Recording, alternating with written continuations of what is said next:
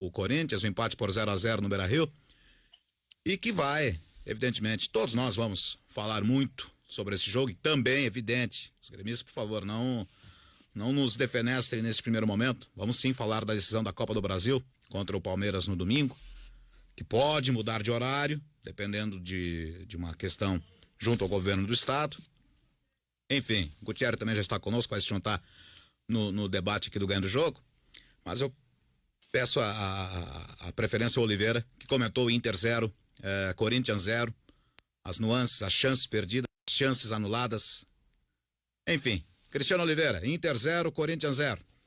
Inter vice-campeão. Vamos lá, isso aí. Eu vou começar até contrariando um pouco. Imagina, eu do contra, quem poderia imaginar uma coisa dessas, né? Mas vamos lá. Eu acho que o vice-campeonato do Inter, ele não passa. Vamos lá, depois a gente fala do campeonato como um todo, o jogo de ontem, tá? Por favor. O jogo de ontem foram 4 lances polêmicos de arbitragem, tá? O Inter fez um bom jogo ontem porque ninguém constrói 3 gols à toa sem que tenha feito um bom jogo, tá? O Inter fez um bom jogo ontem em que perde o 0-0. Vamos para os lances polêmicos, tá? Na verdade, assim, ó, são 2 lances polêmicos, porque outros 2 não há polêmica. O lance do Yuri Alberto, finalzinho do primeiro tempo, o primeiro gol anulado do Inter, não há polêmica. Ele está um corpo à frente, o primeiro replay já é suficiente para observar o impedimento, portanto não há polêmica, gol bem anulado. O terceiro dos gols do Inter, e o mais emblemático de todos, porque ele aconteceu aos 52 minutos do segundo tempo, com o Edenilson, que é um dos símbolos dessa campanha de vice-campeonato do Inter, ele também não é polêmico, porque ele foi bem anulado. O Edenilson está claramente um corpo à frente também, então não há polêmica, gol bem anulado. É azar? É azar. Eu vejo, tem muitos analistas que desprezam o fator sorte, o fator azar no futebol. Eu não desprezo por um simples motivo. Ele existe. Se ele existe, eu não posso desprezar. Tu fazer 2 gols anulados é azar, claro que é azar. O azar faz parte do futebol também. Só que tem outros 2 lances que cabem interpretação. O lance do pênalti do Ramiro, tá?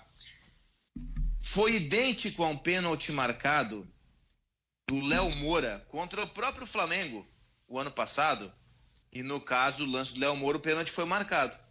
Ontem não. Foi muito parecido com o pênalti cometido pelo Thiago Silva na final da Copa América, Brasil e Peru, e lá foi marcado. Ontem não. O que é que fala a regra? A regra fala uma coisa e a orientação fala outra posterior, e é por isso que o lance é interpretativo. O Ramiro, ao dar aquele carrinho estabanado, espalhafatoso, e abrir os braços, ele assume o risco de cometer o pênalti, porque o braço dele não está junto, o braço dele está 1 quilômetro do corpo. Mas também é verdade que o braço está apoiado ao chão. Cristiano Oliveira, mas essa regra é muito idiota. Eu também acho que a regra é idiota, mas a regra é essa. Tem várias leis aí que eu acho idiotas também, a gente tem que cumprir. A lei é essa, paciência. Então a minha interpretação é de que não foi pênalti. Porém, entretanto, contudo, todavia, já que nós começamos por arbitragem, e tem que começar mesmo, o gol do Lucas Ribeiro, para mim, foi anulado de uma forma absurda. Aquela falta, ou aquele perigo de gol do Abel Hernandes em cima do Cássio, aquilo só é marcado em um país do mundo, só no Brasil. E ali, o VAR não podia salvar, porque a rigor nem gol anulado foi. O juiz apita antes do Lucas Ribeiro fazer o gol. Então, depois que o juiz apita, o VAR não pode interferir, porque a jogada foi paralisada naquele momento. Para mim, esse é o lance-chave da reclamação. Não vi, em 600 ângulos diferentes, não vi falta do Abel Hernandes no Cássio. O que eu vejo são os 2 disputando a bola. E goleiro não é intocável na área. Os outros lances, 2 gols bem anulados, um pênalti, ao meu ver, não dado corretamente, mas esse lance do Abel Hernandes no Cássio, para mim, a falta marcada foi absurda. Guimarães. Bom dia a todos. Eu quero abrir e depois eu vou falar sobre esses lances. Eu estive em São Paulo e Flamengo, mas óbvio que vi os lances do jogo do Inter. e as coisas que foram debatidas, tá? Vou abrir, o Oliveira pegou esse gancho, eu vou abrir porque depois eu quero só passar um recado para a torcida do Inter em relação à campanha do Inter. E ainda hoje vou propor. A última vez que eu propus isso, eu fui um fracasso nesse programa. Mas vou propor. Porque o Oliveira já botou a dele, então acho que eu não vou ser um fracasso hoje. Obviamente seleção do campeonato, tá? Porque eu tenho a minha. Tudo bem. E eu quero fazer depois, tá? Bom, eu não tive convicção do apoio do braço, mas depois, vendo o lance com mais cuidado, de fato estava com o braço apoiado e aquilo não caracteriza pênalti, tá? Impedimentos bem marcados. Tanto Yuri Alberto quanto Edenilson estavam à frente da linha da bola e sem nenhum jogador do time adversário entre ele e o goleiro, né, ou 2 jogadores entre ele e o gol, né? Sobre o lance do Cássio, eu achava a mesma coisa que o Oliveira, só que eu estou em dúvida. Devido a um ângulo, também eu estava com muito sono ontem, quando eu vi. Eu não sei se ele cabeceia a bola ou a mão. Justamente neste momento eu abri uma mensagem aqui do nosso ouvinte Renan, que mostra uma foto, claro, rádio não tem como, né? Mas ele nos mostra aqui a foto do Abel cabeceando o braço esquerdo do Cássio. Eu também começo a ter minha dúvida. Eu tenho ainda. Esse lance. Até então eu não tinha. Pra mim era lance normal. Em imagens que também eu não tinha visto nenhuma falta. Mas esta foto caracteriza no mínimo um toque que pode ter sim tido influência na defesa do Cássio. Ontem para nós aqui no estúdio, o Eurico pegou a imagem e mostrou. E tava até eu, Oliveira e o Gutierrez aqui. Foi o Pfeiffer que entrou agora ali. Depois eu peço que o Pfeiffer também deu seu depoimento. Isso, eu tava com sono, cara. Tava viajando já, mais pro lado que pra cá, era 1h pouco da manhã. Passei o dia aqui, então já tava com meus olhos assim virados. Depois eu vejo esse lance, tá? Eu acho que, em princípio, eu achava que a bola tinha sido cabeceada e com a imagem eu já tenho, pode ser um golpe de ilusão também, não sei. Teria que virar a câmera pra saber, tá? Eu já acho não que dá pra esquecer que o ângulo tá virado, né? Tem isso também. Isso. Isso, tá virado. Se tivesse assim, ó, um outro ângulo, talvez eu conseguisse ver direito se foi goleiro, eu tô em dúvida. Não é intocável na área também, né? Mas ali se for, Oliveira, eu acho que daí ele desloca com a cabeça a mão do Cássio, né? Mas eu não tenho essa certeza. Tem uma questão da regra, né, gente? Enquanto a bola estiver nas mãos do goleiro, entre a sua mão ou qualquer superfície, por exemplo, o solo e o próprio corpo, o jogador não pode estar disputando com ele. É a mesma coisa quando o goleiro dá aquele balãozinho para chutar, ninguém pode tocar na bola. Às vezes nem encosta no goleiro, mas tocou na bola, é falta. Então talvez, eu não estou concordando, talvez tenha sido essa a interpretação da arbitragem.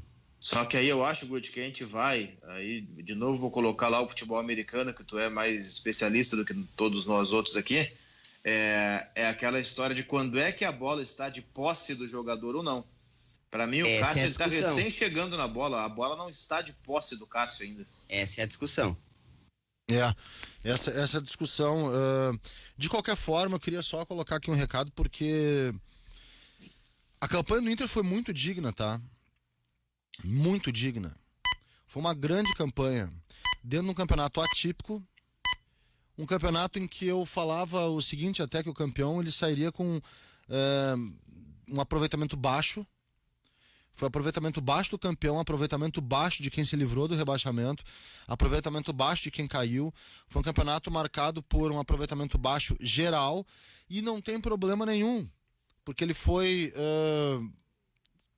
colocado mais ou menos como em toque de caixa, depois de um período parado, em que o futebol parou, com a preparação completamente contrária e com vários percalços em todos os times. O Flamengo teve percalço. O Inter teve percalço. Sim. O Inter teve um grande percalço. Engraçado que o Grêmio não teve, o Grêmio só não quis o campeonato, mas eu acho que é um outro capítulo. O time que não teve percalço foi o time... Mas criou cortina de fumaça pra caramba o Grêmio, né? para fazer uma campanha. Acho que o Grêmio quis, o Grêmio não teve a competência. Não, acho que a narrativa de não querer o campeonato, ela é muito boa pro Grêmio. Mas sabe que é pior, não eu teve acho? a competência. Sabe que é pior? O que é pior? Tu tentar e ser incompetente ou tu... Não, o pior é a incompetência. Não, claro, tu pode desqualificar e tratar como um produto que não é digno do meu esforço, eu acho muito pior. O Grêmio tratou o brasileiro com indiferença. Tratou o brasileiro com, perdão do termo, nojinho. E isso aí eu acho uma coisa antiprofissional até. Porque a incompetência, ela não é antiprofissional. Daqui a pouco o cara não consegue fazer. Mas eu acho até um pouco antiprofissional, sim, o jeito que o Grêmio olhou pro brasileiro. E o jeito que o Grêmio tratou alguns jogos. Mas esse capítulo é depois. O meu recado pra torcida do Inter é o seguinte, ó. A frustração existe, tá? Mas essa frustração, ela... natural, porque o Inter ficou a 1 gol do título, mas é uma campanha muito digna, uma campanha muito brava do Inter, um grande trabalho de remobilização, um grande trabalho de reconstrução. Quando eu não acreditei que isso fosse acontecer, eu não acreditei, eu estou entre aqueles que não acreditou no trabalho do Abel, na virada que o Inter teve, achei que o Cudê deveria ter ficado, e essa campanha, ela é muito mérito do Abel. Então, o Inter faz um campeonato brasileiro que lá em 2006, eu lembro... Não, 2006 não, em 2010. Eu lembro que eu já falava que o Inter fazia com o brasileiro a mesma coisa que o Grêmio fez nesse ano, escondendo o time para jogar um Mundial e depois o Inter não achou mais o time, tanto que perde na semifinal para o Mazembe. Da mesma forma que aquele vice-campeonato foi uma crítica... ou que aquele campeonato foi uma crítica, o Inter não foi vice, e da mesma forma que em 2009 eu nunca culpei o Grêmio pela derrota do Inter, como muitos colorados fizeram, acho que ali foi um erro também de resultado. Nesse ano eu achei o mais bravo de todos os vice-campeonatos, de todos. O Inter fez uma campanha muito digna, uma campanha tão boa quanto a do campeão Flamengo, e isso tem que ser considerado pro legado que ontem foi perguntado a mim, Oliveira, que fica, que para mim é o legado da competição. Se o Flamengo é o campeão pela qualidade e é um time magno, e tu viu ontem que morre com 20 do segundo tempo e mesmo assim foi campeão porque tem bons jogadores, o time que mais competiu nesse campeonato, o time que mais brigou, mais lutou e mais deu recado para os outros de como o futebol deve ser disputado foi o Sport Clube Internacional. O Pfeiffer queria falar. O Pfeiffer, o Gutierrez também, por favor, fiquem à vontade aí. Mas vamos nessa ordem. Não, eu queria só nessa questão, primeiro, da arbitragem. Ontem eu estava escutando o vestiário com a TV ligada e estava zapeando, né, buscando as imagens, enfim. Eu acho que foi no Sport TV, também já depois da 1h da manhã, ou perto da 1h da manhã, que aparece uma das imagens que para mim tirou a dúvida. Eu acho que a visão que eu tenho é a do Abel Hernandes cabeceando o braço do Cássio quando ele está com a bola nas mãos. Para mim é falta, para mim o lance é falta. O árbitro acertou, na minha opinião, o árbitro acertou em todas as decisões. O Inter perdeu o campeonato, o Inter foi o time que mais quis ganhar o Campeonato Brasileiro. Esse é o primeiro ponto. O Inter é o time que mais tentou, dos 20 clubes, para mim o Inter é o que mais tentou ganhar o Campeonato Brasileiro. Não ganhou porque tem um time muito melhor que o Flamengo. E apesar de tudo isso, como o Carlos Guimarães colocou agora, o Flamengo é o melhor time. O Flamengo ganhou do Inter no Maracanã porque o Flamengo é melhor que o Inter. Não foi porque o Rodinei foi expulso. O Flamengo ganhou porque é melhor que o Inter. O Flamengo ganhou porque tem o melhor elenco do Brasil, tem o melhor time do Brasil, que é um time, e surpreendentemente, é um time, na minha opinião, mal treinado e que ainda assim conseguiu conquistar um título. Se vai perdurar isso aí em relação ao Flamengo, não sei, mas isso é problema para a imprensa carioca também. Agora, no que diz respeito ao Inter, como eu disse, o Inter é o time que mais quis ganhar esse Campeonato Brasileiro e acho que pelo plantel, pelo elenco e pelo ano, a campanha do Inter foi excepcional. Porque nenhum de nós esperava que o Inter, com tudo que aconteceu no ano, chegasse no último jogo precisando de um gol para ser campeão. Nenhum de nós esperava isso. E o Inter chegou nisso. Agora, é preciso analisar, é preciso ver o que vai fazer agora para a temporada de 21 que já vai começar. O presidente já disse que não vai fazer contratação midiática talvez não precise de contratação midiática, mas chega uma hora que tu precisa do cara que é o Gabigol. Tu precisa do cara que é o definidor.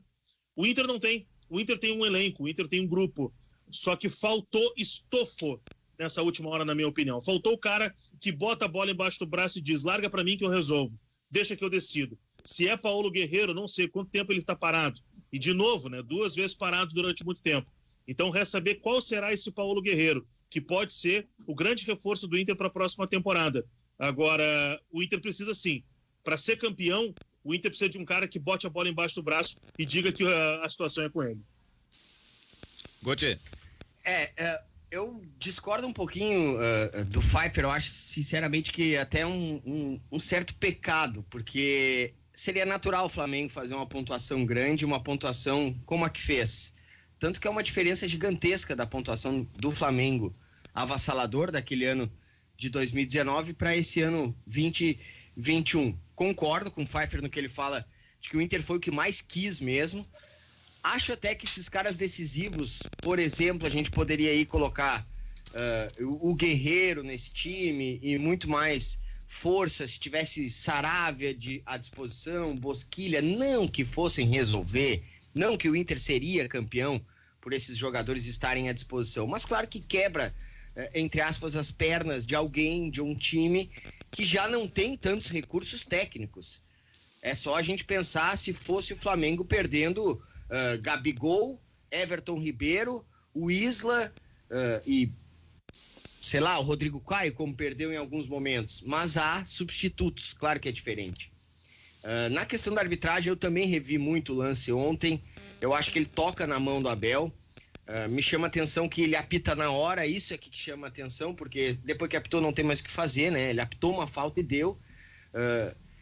Mas faltou um pouco mais de força mesmo, né? É impossível a gente imaginar tudo que a gente falou durante toda a semana, e aí eu vou sim reduzir a minha análise ao jogo de ontem.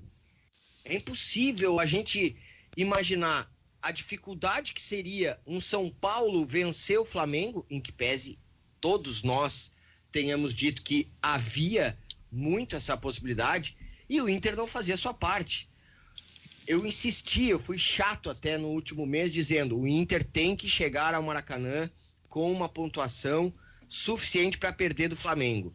Ainda deu para perder para o Flamengo. O Flamengo perdeu para o São Paulo. Só que dos últimos 15 pontos do campeonato, o Flamengo fez 10 e o Inter fez 5. Então foi isso, 2 equipes que vêm ponto a ponto, eu digo no final da competição, ponto a ponto, chegando. Não podia o Inter fazer o que fez, principalmente em 2 jogos no Beira-Rio.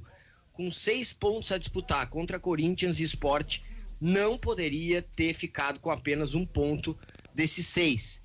A gente, claro, vai falar de merecimento. Merecimento é quem chegou ao final do campeonato e conquistou, teve 1 ponto a mais. Mas é tão distante, é tão pequena, perdão, a diferença de 1 ponto, que eu coloco como algo assim extraordinário que acabou acontecendo. Foi o campeonato mais disputado. Fica esse legado sim da competição, fica o legado de que o Inter faz um trabalho interessante de buscar jogadores e montar uma equipe forte. Poderia sim ter alguém mais decisivo de frente, isso é bem verdade, alguém que fosse um atacante mais decisivo. Mas a gente não pode também negar que se o Edenilson tivesse centímetros atrás feito aquele gol que foi anulado e bem anulado, a gente trataria o Edenilson como decisivo, imprescindível, importantíssimo e símbolo de um campeonato que o Inter teria conquistado. É fácil falar isso agora, mas o Flamengo ganhou simplesmente é demais, mas o Flamengo ganhou porque tem muito melhores jogadores. Isso ficou evidente ao final da competição. O Flamengo, com todos os percalços, chegou à frente do Inter. O Inter, com 9 vitórias consecutivas, ficou atrás do Flamengo. Faltou gás nessa última corrida, nessa reta. E a gente falava várias vezes, o Inter precisa chegar ao Maracanã com uma distância razoável, para pelo menos poder perder. No fim, essa distância até foi possível, porque nas rodadas seguintes, ou na rodada seguinte, melhor dizendo, aconteceu o que a gente queria, o que a gente esperava, o que o Colorado queria. Mas, no fim, não deu, porque o Inter, aí sim, na reta final, não sei se faltou gás, faltou qualidade, faltou até tranquilidade. O Guimarães insiste na questão mental no futebol. Tudo que a gente falava ontem sobre uma pressão em cima do Flamengo, do Inter estar ganhando eventualmente, o Flamengo ir empatado para o intervalo, geraria uma pressão nas pernas dos jogadores do Flamengo. Foi ao contrário. O Inter tentando a vitória até o último minuto, mas do outro lado o São Paulo fazendo a parte que cabia, digamos assim, ao Internacional. Foi isso. Foi falta de tranquilidade, foi uma pressão gigantesca. O título ficou ali na ponta, ficou nas mãos e o Inter não conseguiu confirmar isso. Orestes.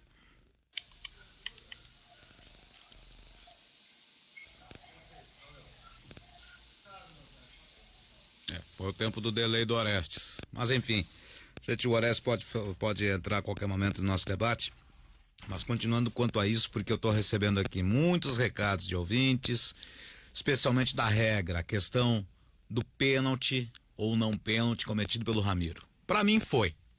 Vendo e revendo da forma como aconteceu e como em diversos outros jogos o critério foi de ser marcado pênalti. Ainda mais que o Ramiro, ele cai com o braço apoiado, tem a questão do braço apoiado, mas a regra também diz, não é pênalti se o braço apoiado está próximo ao corpo e não estendido, distante do corpo, braços abertos na linguagem mais popular. A regra diz que isso é pênalti. Ontem, o Wilton deu pênalti. Quem mudou a decisão foi o VAR. O VAR, como auxiliar, ele tá saindo protagonista. Isso a gente já falava ontem, anteontem, mês passado. O que veio para melhorar o futebol brasileiro está liquidando com o futebol brasileiro. Está se somando à incompetência da arbitragem, na maioria das vezes de campo, uma incompetência até maior no VAR. Não sei se vocês pensam parecido, se você tem outro critério, outra situação. O Cristiano Oliveira? Não, pra mim o lance de ontem no Ramiro não foi pênalti. Pra mim ele não foi pênalti porque justamente por conta do braço apoiado. Eu acho essa regra ridícula, tá?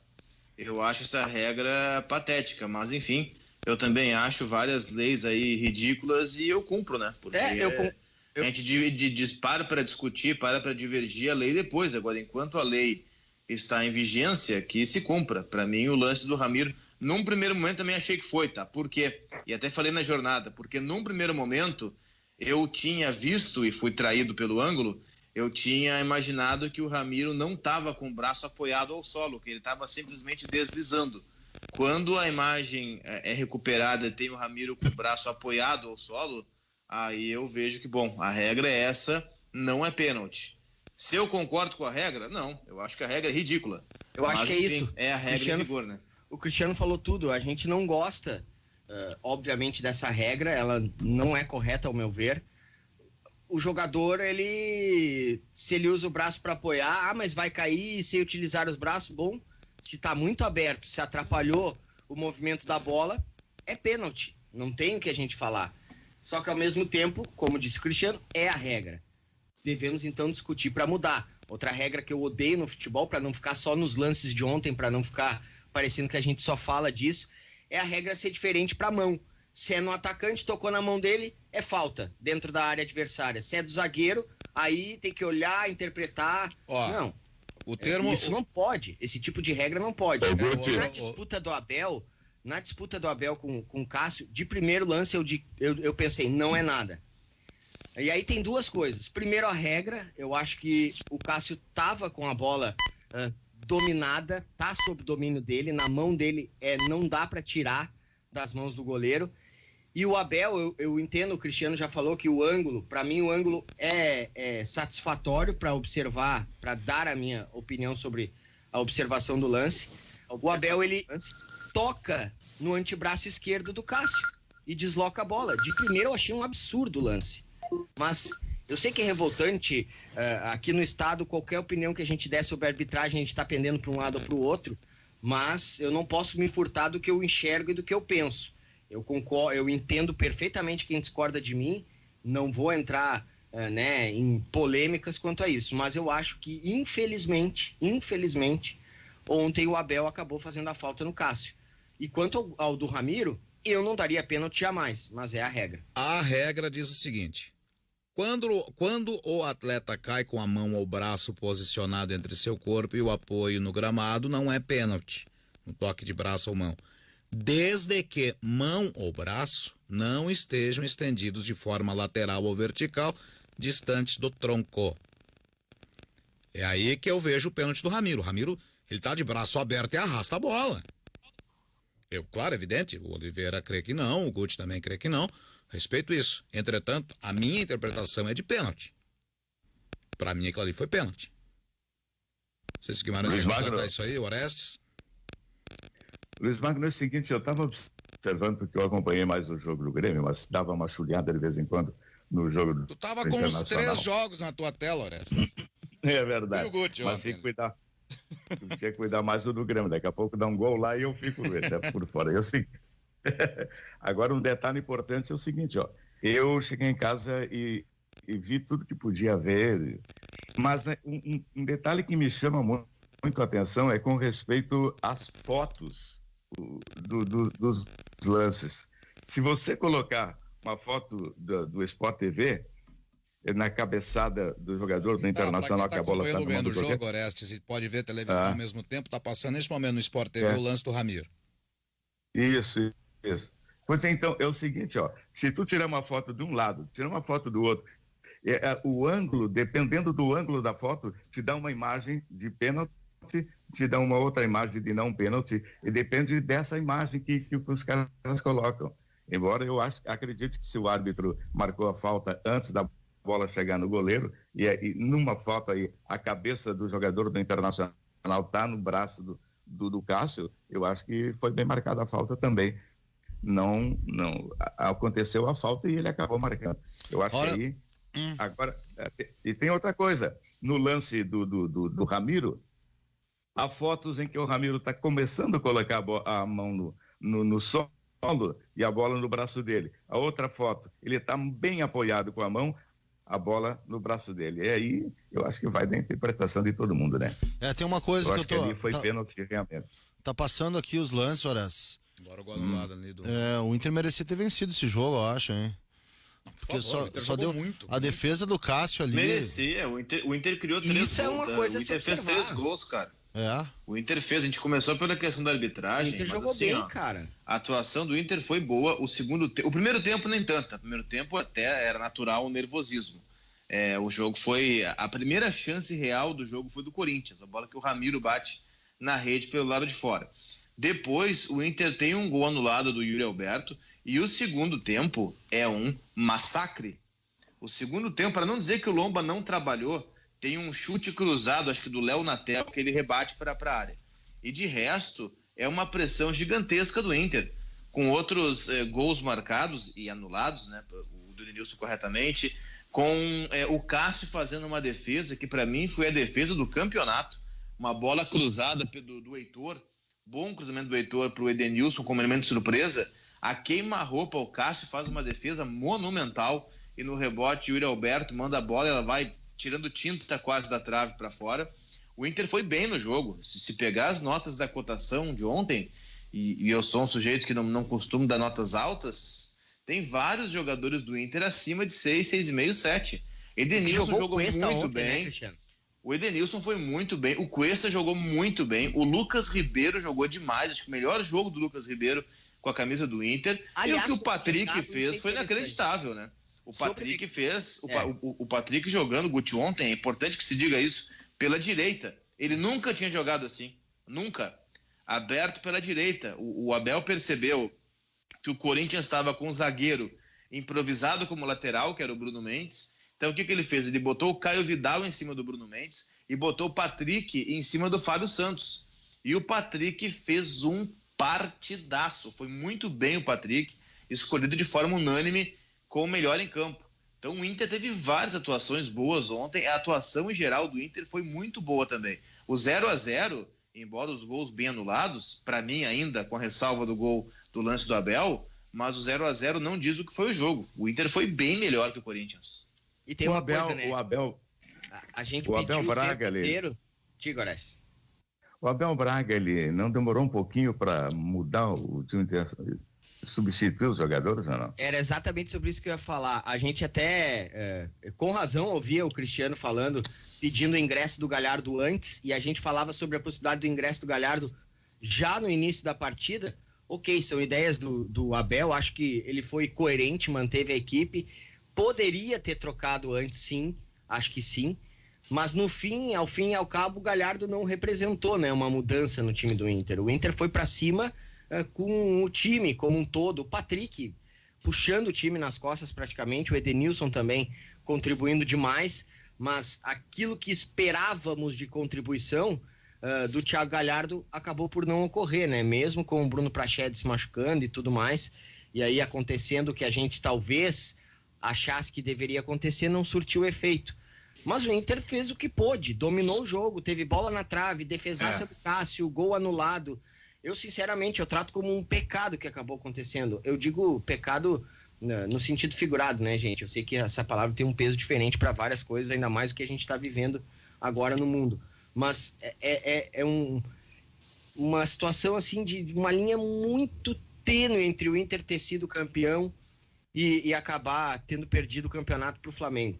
A gente discute, às vezes, merecimento ou não merecimento, pelo que o Inter construiu, pela quantidade de rodadas que o Inter esteve na primeira colocação, pela dificuldade financeira inegavelmente muito maior do que a do Flamengo, se é que o Flamengo tem a dificuldade financeira. Eu achava que por merecimento, pela história do Abel, o Inter deveria ter sido campeão, mas futebol é assim. A gente sabe que do outro lado também tem um time gigantesco. Mas quanto à arbitragem, a gente deve discutir ela. Acho que existe sim um oba-oba em cima do Flamengo. Isso pode pender em eventuais decisões, sim, mas vocês não vão me ouvir, infelizmente. Nem é o caso aqui, eu não percebi nenhum dos colegas indo nessa linha, mas vocês não vão me ouvir. Eu sei que o torcedor gostaria de ouvir isso, mas me ouvir dizer que tem complô, que tem má fé, falcatrua no campeonato, isso sei que o torcedor gostaria, mas não tem. Infelizmente, o torcedor que queria isso não tem. O que dá pra gente estabelecer a partir de agora, com essa campanha de vice-campeonato do Inter, é o seguinte: uma campanha que foi surpreendente, uma campanha que teve 2 técnicos, e para elogiar um não é preciso criticar o outro, 2 técnicos fazendo grandes trabalhos, tá? O Eduardo Cudê até com pontuação maior que o Abel, que se explica por mais jogos também, né? 20 contra 18, mas 2 técnicos que colocaram o Inter num patamar bastante elevado do Campeonato Brasileiro. E se pegar especialmente o Abel, e acho que isso ele tem até mais méritos que o Cudê, de lançar jovens jogadores, de dar minutagem para esses jovens jogadores, e a partir daí o Inter conseguir colher frutos nas próximas temporadas. O Inter vai começar uma temporada daqui, no caso com esse grupo, daqui 10 dias, com o Caio Vidal não sendo mais, para usar o mesmo termo que eu usei ontem, daquela linguagem universitária, não é mais bicho, já é um cara que já sabe como é que a banda toca. O Praxedes terminando um ano como titular. Yuri Alberto, ele já é uma afirmação, embora viva um jejum de gols, mas faz parte da vida de qualquer um. Um Heitor, agora um ano mais experiente. Ontem entrou o Lucas Mazetti no final do jogo, lateral direito também, com bastante potencial. Então o Inter ele plantou algumas sementes em 2020/21 que ele vai começar a colher agora em 21, talvez em 22, que são essas sementes dessa garotada, alguns trazidos de fora, como Lucas Ribeiro, como Yuri Alberto, outros formados na base, como Caio Vidal, como Praxedes. O Inter lançou essas sementes agora e vai começar a colher.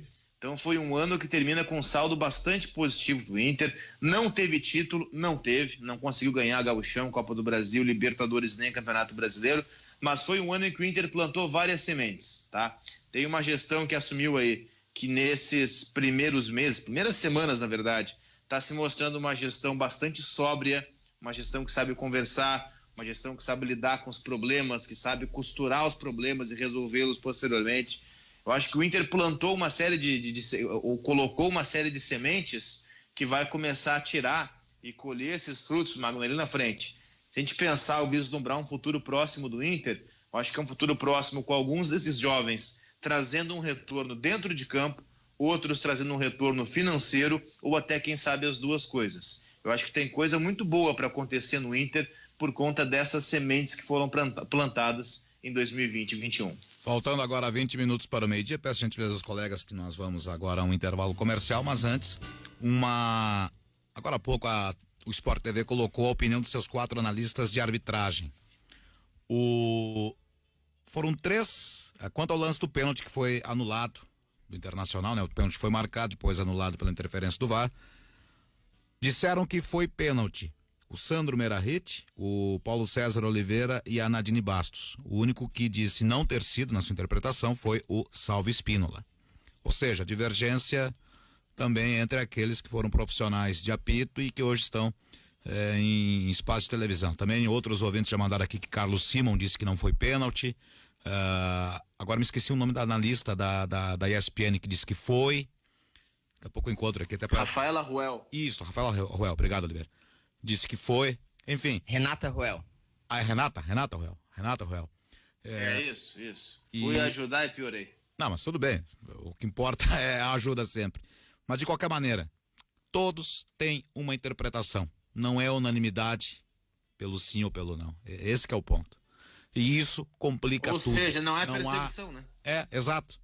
Não há a definição. Não tem nada de a regra é clara. Se fosse clara, todo mundo diria que foi ou todo mundo diria que não. Claro, são os impedimentos. Os impedimentos, sim. Impedimentos perfeitamente. Mas essa aí não. Eu também.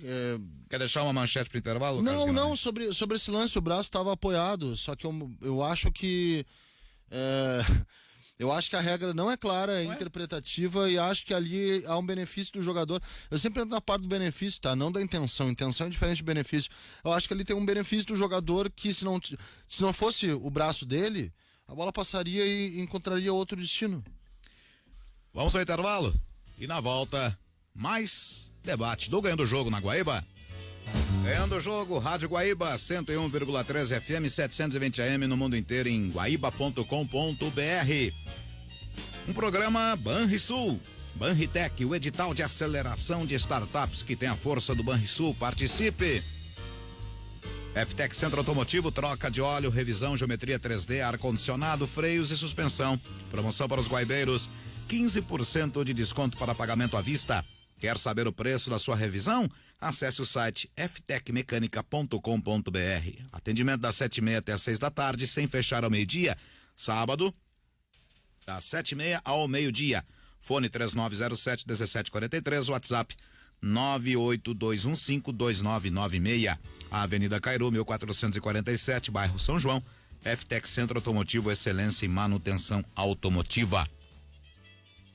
E temos aqui um recado da Secretaria do Desenvolvimento Econômico e Turismo de Porto Alegre. Estamos com toda a nossa equipe de fiscalização na rua, Guarda Municipal, fiscais da Secretaria, Brigada Militar. Não mediremos esforços para coibir ações que estejam em descumprimento aos decretos. O secretário adjunto, o Vicente Perro, acrescenta que todos os bairros estão sendo fiscalizados, sem exceção, e o combate à pandemia é a prioridade. Este, então, portanto, um recado da Secretaria do Desenvolvimento Econômico e Turismo de Porto Alegre. Olha, uma infinidade de recados, muita gente falando ainda aqui do lance do pênalti, do gol do Abel que foi anulado. São os 2 pontos, né? Porque os gols anulados de impedimento foram... esses não houve nenhuma dúvida, não houve nenhuma questão de interpretação, nem aquela questão lá de mesma linha do gol do Dourado. Não, lá não teve nada. No Vasco, não, Cristiano Oliveira. Mas tu quer puxar um assunto, por favor? Que hora é essa? O trabalho dos homens do VAR ontem foi a quanto? Olha, tchê. Cara, o que eu vou te dizer? Eu acho interessante, a gente abriu o programa... Vamos de novo para esse lance na interpretação, né, Oliveira? A gente abriu o programa falando sobre a arbitragem, não poderia ser diferente, porque é um dos assuntos mais debatidos, mas a verdade, vamos lá, quer dizer, a verdade, a minha verdade, cada um tem a sua, é que o Inter não perdeu o título por causa de arbitragem. O Inter, ao longo da competição, também teve vários lances um tanto quanto esquisitos marcados a seu favor. Isso faz parte. E outra, né, Cristiano? Foi beneficiado, prejudicado. Quer ver pra mim... Entre tantos outros. Diga, Guti. Não, pra mim a pior situação de arbitragem com o Inter não foi num jogo que o Inter perdeu. Aquele pênalti do Cuesta do jogo contra o Vasco, para mim aquilo ali foi o mais absurdo de todos. Claro, teve uma consequência, que foi a não presença do Cuesta num jogo contra o talvez Flamengo, o mais importante, talvez não, o mais importante do campeonato, entre as duas equipes, entre Flamengo e Inter, no jogo seguinte. Mas olha como são Também as coisas. Daqui a pouco tava com o pé no daqui a pouco assim, né, e tal. Daqui a pouco, se o Cuesta jogasse, aí eu tô viajando assim, quase que na droga aqui, mas vamos lá. Daqui a pouco, se o Cuesta joga contra o Flamengo, tomaria o terceiro contra o Flamengo e não jogaria ontem. Partidaço que ele fez ontem. Então, é muito difícil dizer, olha, se tal coisa acontecesse, do mesmo jeito que o pênalti absurdo do Cuesta foi marcado, o cara errou, e se o cara dá o pênalti ontem no Ramiro e o Inter erra, entende? O Cássio é um pegador de pênalti. Então, eu não acho que o Inter foi vice-campeão pela arbitragem, tá? Eu acho que ele foi vice-campeão, primeiro, porque o Flamengo tem um timaço. Gente, aquilo que o Pfeiffer falou no começo do programa, o Flamengo fez tudo errado. O Flamengo fez tudo errado e foi campeão. Como é que ele é campeão fazendo tudo errado? O time que ele tem é fantástico. Lá pelas tantas, eu tava olhando o banco do Inter e tinha ali Galhardo, claro, fez um grande campeonato, tinha, enfim... olhava os desfalques ali, Marcos Guilherme, pá. E aí entrou o jogo do Flamengo, vai pintar uma troca, vai entrar Pedro e vai sair Gabigol. Porra! Como é que vai comparar isso? Olha o poder que tem o Flamengo. O Pedro só é reserva em um time de toda a América do Sul, que é o Flamengo. Então, assim, a diferença é muito grande. E outra, foram várias coisas fora da curva do Inter nesse Campeonato Brasileiro. O Inter perdeu pro Sport em casa. E ali não teve polêmica de arbitragem, o Wendel foi bem expulso, o próprio Abel disse isso. O Inter perdeu, para puxar lá para trás, um jogo ainda com o Cudê, o Inter perdeu para o Goiás, que é um dos piores times do campeonato, o Inter com jogador a mais todo o jogo. O cara do Goiás foi expulso com 30 segundos em campo. Do mesmo jeito que as 9 vitórias seguidas também foram um ponto fora da curva, perder esses jogos também eram jogos que não era tão normal assim do Inter perder. Mas eu acho, de novo, que o saldo do Inter nesse campeonato é bastante positivo. O Inter plantou várias sementes e que pode colher nos próximos meses, no próximo ano, quem sabe, que são sementes bem interessantes. Eu acho que o torcedor perdeu, assume, perder faz parte do jogo. Agora, tem coisa boa acontecendo. Não vamos fechar os olhos para isso, né?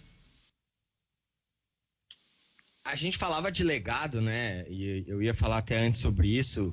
Acho que tem um legado da competição, como disse o Guimarães. E tem um legado de bons jogadores buscados no mercado, né, gente? A gente precisa admitir.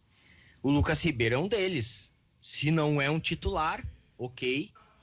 Eu posso concordar com a opinião da maioria. É um bom jogador que o Inter foi buscar. Sabe, tem boa. O Yuri Alberto é uma outra grande contratação, a melhor contratação do Inter. O Patrick e o Edenilson vieram lá de trás. O mesmo vale para o Cuesta. As coisas são construídas. O Inter vem de um terceiro lugar no Brasileiro, depois de uma Série B. Vem de um vice-campeonato de Copa do Brasil, que também poderia ter ganho, e foi aquela linha tênue ali, e o Atlético acabou levando. E esse campeonato desse ano, as coisas estão indo bem. É que o futebol, ele é como um esporte, óbvio. O resultado a gente fica contando muito com ele, levando muito em consideração o resultado. Mas o processo que o Inter tem feito nos últimos anos é um processo que a gente tem que respeitar e tem que entender como um processo bem feito. Inclusive... mini processos. Cristiano e eu conversávamos sobre isso ontem. Essa questão de Abel fica, Abel não fica, para mim, o presidente Alessandro Barcelos conduziu de maneira exemplar. Ele tem a convicção dele, ele quer o Miguel Ángel Ramírez, ele buscou um treinador bem cotado no mercado, muitos outros clubes queriam um espanhol, ele acertou com o Miguel Ángel, ele tinha o Abel comandando a equipe, deu todo o respaldo, fez uma reunião em Salvador, foi transparente e ontem a situação pela primeira vez foi confirmada, a gente já sabia, mas foi confirmada quase que de maneira natural, sem polêmicas. O Abel em nenhum momento mostrou rancor, ele falou, olha, eu conversei, eu sabia que no dia 25 de fevereiro iria mudar Mudou, ok. Abel agora, 340 jogos, o maior treinador para mim da história do Internacional, e tá tudo certo, não foi com polêmica, não foi com desgaste, o Inter ficou fechado na busca pelo título, o título não veio, vai ter troca de comando porque é da convicção do novo presidente, ele só não fez isso antes porque a temporada teve caráter diferente em termos de datas, a gente sabe tudo que aconteceu nesse último ano e ainda está acontecendo, mas o Inter está fazendo os processos de maneira correta. Assim como daqui a pouco a gente eventualmente vai falar de coisas de campo do Grêmio, não dá para dizer que fora dele, o trabalho com a base, a questão financeira do Grêmio, os títulos conquistados nos últimos anos, não devam ser reconhecidos. Eu falo isso muito com amigos meus e às vezes eles discordam. Para Grêmio e Inter figurarem em campanhas ruins daqui para frente, só se forem muito incompetentes, mas muito incompetentes, ou tiver questões de crime, como tivemos, por exemplo, em 2016, está provado aí com todas as denúncias do Ministério Público e processo aberto. Se não, são dois clubes que vão viver fases, por hora, médias, medianas, mas eu sempre acredito que daí para cima. Eles vêm disputando Libertadores nos últimos anos, vêm disputando títulos nos últimos anos, então a gente tem que também começar, talvez seja eu o ingênuo aqui, a olhar com o copo um pouco meio cheio, mais cheio do que propriamente vazio. Isso serve para os dois. Tu sabe qual é o problema, Gutierrez, em relação a isso? É que começa a pesar no Inter o que pesou no Grêmio em alguns anos, onde Verdade. o Grêmio chegou, estava no quase. Verdade. O Inter não ganha um título de expressão desde 2010, já vão 11 anos. Disso, o jejum, 2007 o Grêmio foi finalista de Copa Libertadores, 2008 foi vice do Brasileiro, e o Grêmio ainda assim, depois desse período 2013 também, vice do Brasileiro. Exato, demorou para voltar, foi só em 16 que o Grêmio voltou a conquistar um título. Isso acontece, talvez o Inter tente acelerar isso, né, esse processo de não ficar tanto tempo no quase, talvez venha quanto antes. A cordialidade do Internacional com o Abel, do Abel com o Internacional nessa despedida, que foi uma coisa impressionante, demonstra o amor que o Abel tem pelo Inter e o Inter pelo Abel. É uma coisa fora da esfera do futebol. É uma coisa entre Internacional e o seu treinador, o treinador com o Internacional. É uma coisa difícil de se encontrar nos clubes brasileiros ou até fora dele, sem dúvida nenhuma. Esse amor que existe do Abel com o Inter e o Inter com o Abel, né? Bem, faltando agora 30 segundos para o meio-dia, nós vamos para o nosso espaço aqui do Guaíba Notícias e na sequência mais ganhando o jogo na Guaíba. Meio-dia, 4 minutos, ganhando o jogo, Rádio Guaíba, em nome de Banrisul, Banco do Estado do Rio Grande do Sul, Banritec, o edital de aceleração de startups que tem a força do Banrisul, participe! Ponto dos Cafés, deliciosas bebidas quentes, ao simples toque de um botão, variedade de máquinas para atender todas as necessidades da sua empresa. Marque uma visita pelo telefone 3325.009 e conheça o site pontodoscafés.com.br. Aqui, ó, muita gente, muitos recados, vou tentar dar vazão a alguns aqui, como esse da Joana, do bairro Glória. Como um time deve se sentir sabendo que ganhou um campeonato com a ajuda da arbitragem? Eu me sentiria envergonhada. Tá todo mundo vendo que esse campeonato foi roubado para o Flamengo. Aqui o Elton, não sei se a cidade de Glorinha, se fosse o Flamengo ele marcaria o pênalti no Maracanã. Ah não, ele tá perguntando se fosse o Flamengo marcaria o pênalti. A partida fosse no Maracanã. É um jeito de saber, né? Acontecendo. Só que sempre fica aquela Não marcaria. Ficam as ilações, né? Se eu admitir que ele marcaria o pênalti, eu estarei colocando em dúvida o caráter da arbitragem. E eu não coloco em dúvida o caráter, eu coloco em dúvida a qualidade. O Stout aqui mandou. Agora, esse é o ponto principal. Peraí, acho que o Pfeiffer iniciou, por favor, Pfeiffer, na sequência, Guti. Não, só em relação ao Flamengo, né? Não, para mim não tem essa questão de complô como a gente está colocando, tá? Agora, se a gente parar para ver a comemoração dos jogadores do Flamengo, foi uma comemoração de certa forma, tímida, porque o Flamengo sabe que jogou muito menos do que consegue jogar.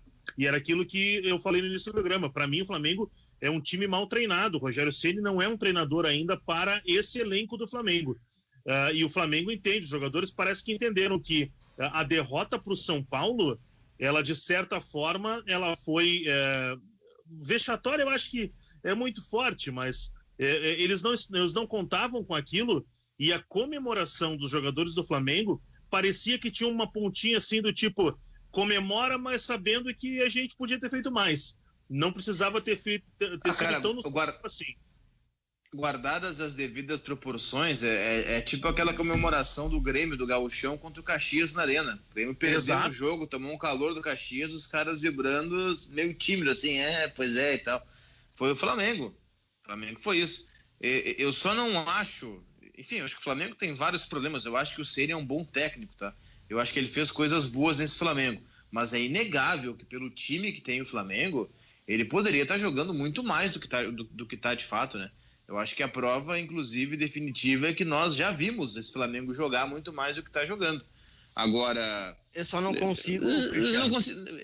Eu não acho que se pegar a comemoração, é claro, eu acho que não é um medo de comemorar, mas acho que é aquele constrangimento assim, tipo, a gente dependia só da gente e se não fosse um gol no lado do lado, a gente não seria mais campeão, sabe? Acho que é por aí. Tem isso sim, mas eu só não sei se ainda, ou já, melhor dizendo, se já dá para dizer que o Rogério Ceni não é à altura desse elenco do Flamengo. Não dá para dizer que ele é, isso eu concordo, não tem como dizer isso ainda, mas também temos que ver a temporada do Flamengo, né? O Flamengo começou com um projeto com o Jorge Jesus, depois o Domenech Torrent e depois foi pro Rogério Ceni. O Rogério Ceni tá há pouco tempo aí. É difícil a gente também cravar. O Rogério Ceni, eu acho que junto com o Abel, né? Chegaram junto na mesma época na temporada. Não dá pra cravar que é um trabalho ruim. Agora, claro, ele vai iniciar uma temporada, em que pese a temporada está desse jeito maluco aí que a gente tá vendo, mas ele vai iniciar um trabalho que aí sim a gente vai poder observar, e o Flamengo vai a mercado, né? A gente sabe que inevitavelmente o Flamengo vai a mercado. Indo para outro lado, pro lado do Internacional, a gente tem que ver também que respaldo será dado, e aí eu vou agora falar da gente, imprensa.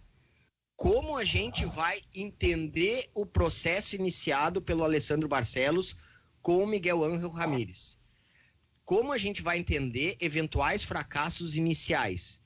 Como algo definitivo, não dá para esse cara ficar, ele não conhece... Daqui a pouco ele chega e vence tudo e aí nem dá tempo da gente falar esse tipo de coisa. Mas se a gente vai entender que é um processo, não digo reiniciado, mas um processo que vai ter que ser reajustado em meio ao andamento dele. Bem, o Rafael Passos aqui, nosso atento colega jornalista, mandou aqui a súmula do jogo. Eu estou vendo aqui alguns pontos em que o árbitro Wilton Pereira Sampaio, ele cita dirigentes, Alessandro Barcelos, Arthur Calef, Rafael Barlese e João Patrício Herman, como pessoas que estavam fora, né, ali nas cadeiras do Beira-Rio, próximos ali ao túnel, e também o Rodinei estava lá presente. E que tanto ao final do primeiro tempo e principalmente ao final do segundo tempo, né, ao final do jogo, a pressão, né, com ofensas, chamando de ladrão, quadrilha, vagabundos, vão roubar outro, o palavrão aquele mais usado nos momentos de tensão, enfim. Isso aí vai ficar ali na súmula, acredito que não vai ganhar proporção isso aqui, porque é o normal de qualquer jogo e de qualquer time que se sente prejudicado por conta de seus dirigentes. Menos pro Rodinei, né? O Rodinei é que... Porque ele estava suspenso. O Rodinei. E que também tem outra parte aqui da súmula, informa que aos 51 do segundo tempo, quando a equipe do Inter marcou um gol, que foi anulado pela equipe de arbitragem, houve, segundo o coordenador da CBF, senhor Rômulo Reis, invasão de campo do atleta senhor Rodinei Marcelo Costa de Almeida, que não estava relacionado para a partida, e também do senhor Isaac Pereira Sobrinho, Ricardo Isaac Pereira Sobrinho, observador técnico do departamento de futebol do Inter, no sentido de comemorar junto com atletas em campo, e as duas pessoas citadas estavam na arquibancada atrás do banco de suplentes de sua equipe. Enfim, Pode pegar alguma coisa pro Rodinei, né? Os dirigentes não, né? Não creio. Valeu, obrigado, Rafael Passo, trazendo alguns detalhes da súmula do jogo de ontem. Bem, agora, tudo que eu pode falei, ser. Magno, sobre arbitragem, de achar que não tem má fé, e eu concordo com o Cristiano, a gente precisa debater a incompetência da arbitragem do Brasil, mas uma coisa eu concordo com o Alessandro Barcelos, e gostei que ele citou o Grêmio. E ele citou antes do jogo, na entrevista pro Jason, e depois do jogo também na entrevista coletiva. Tá na hora dos clubes de fora do eixo, eu não gosto de ficar falando esse tipo de coisa, mas não posso também ficar cego, me fazendo aqui de que não tô vendo. Tá na hora dos clubes se unirem mais na questão política, na força. Porque senão daqui a pouco a gente vai ficar sendo vítima ou não, mas sendo prejudicado por algo que a gente precisa impor mais força. A gente tem 5 títulos de Libertadores nesse estado, temos 5 títulos de Campeonato Brasileiro, 6 títulos de Copa do Brasil. Tá na hora de impor um pouco mais de respeito político. É isso que eu enxergo às vezes da gente, como dupla Grenal, como clubes do Rio Grande do Sul, de não ter essa união política.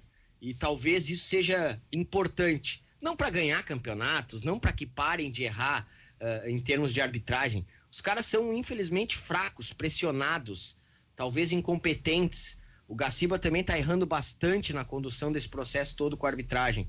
Mas mais do que acreditar em complô, é evitar qualquer possibilidade de que um eventual complô aconteça. Eu tava ali fora vendo algumas questões, né, relativas ao departamento, né? Sim, né? Estamos em bandeira preta, né, velho? Ah. Coisas mudarão aí. Vamos lá. Tem que ser, né? Vamos lá. Segue. Volta pro jogo, vamos lá. Voltando pro jogo, né? Eu já tinha falado aqui da valorização do vice-campeonato e da perfeita compreensão de uma frustração que se desenvolve depois de ter ficado por um gol. E é real isso. E o Inter ficou por um gol. Um gol separou o Inter do título brasileiro. E em relação ao futuro, né, e da troca de treinador, o que mais me preocupa talvez seja o fato de que talvez o que foi organizado para esse campeonato tenha sido bem pontual. O Abel foi muito inteligente. Votei no Abel como o melhor treinador do campeonato. Por que ele foi muito inteligente? Porque ele pegou, cara, o lance é o campeonato.